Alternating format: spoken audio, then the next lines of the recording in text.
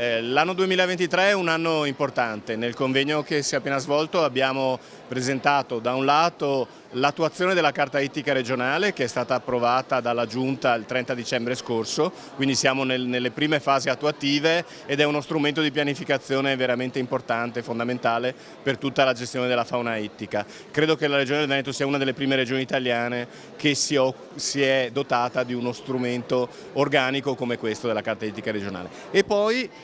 siamo entrati anche nella fase attuativa concreta del piano sul gestione delle popolazioni di salmonidi per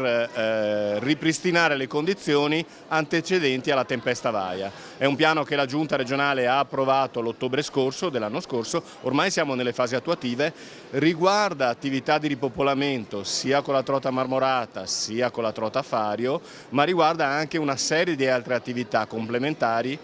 proprio finalizzate a ricostituire le condizioni ideali per le popolazioni di salmonidi e quindi potenziamento dei centri etiogenici già esistenti,